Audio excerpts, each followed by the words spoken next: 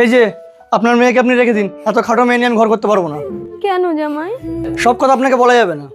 আমি বলছি, আপনার 2.5 ফুট মেয়ে 5 ফুট বরকে সুখ দিতে পারছে না। বৌমা, রুবি, তোমার কি লজ্জা বলে কিছু নেই? মায়ের সামনে সব কি বলছো?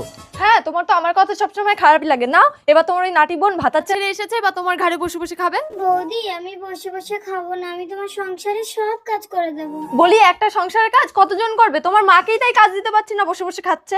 বৌমা, আমার তো পায়ের অবস্থা ভালো না, আমি তো আর কাজ করতে পারবো না। দেখেছো তোমার মা ঘোড়া দেখে খোড়া হয়েছে? রুবি, কি? তুমি আমার গায়ে হাত তুলতে চাইছিলে? তুমি জানো আমার দাদা কত বড় নেতা? দাঁড়াও, আমি দাদাকে ফোন করছি।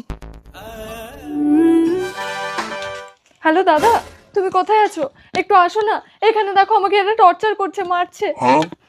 দেখ এবার তোদের সবকটা কি কি করি। মা, আমার জন্য দাদার সংসারে অশান্তি হচ্ছে, আমি যেদিকে খুশি চলে যাচ্ছি। চল নাটি, আমিও তোর সাথে চলে যাব। মা দাঁড়ান। দাদা এসেছো? চলো আমি তোমার সাথে চলে যাব, এদের সব কটাকে জেল খাটাবো। তুই চুপ কর। দীপক, কি হয়েছে রে? আমার বোনটা বেনে বলে ওর স্বামী ছেড়ে দিয়েছে বলে ঘরে অশান্তি হচ্ছে। ঠিক আছে, আমি তো অবিবাহিত। তোমাদের যদি কোনো আপত্তি না থাকে, তোমার বোনকে যদি আমি বিয়ে করি, তাহলে তার কোনো ঘরে অশান্তি হবে না। দাদা তুই চুপ কর, তোর স্বভাবটা তো আমি জানি। ছোটবেলা থেকে অকারণে তুই আমার সাথে অশান্তি করতিস। তুই যেখানে যাস সেখানে আগুন জ্বালাস। তোর সুখের জন্য আমাকে এত কিছু করতে হচ্ছে, তুই শুধু একটু শান্তি রাখ। বাহ, এই না হলে নেতা। বাবা, তুমি ভগবান। একদম হাত ছোড় করবেন না, সম্পর্কে আমি আপনার জামাই হব। Will you marry me? Thakurji, হ্যাঁ বলো। একদম ঠাকুরজি বলবে না, সম্পর্কে আমি তোমার বৌদি হব।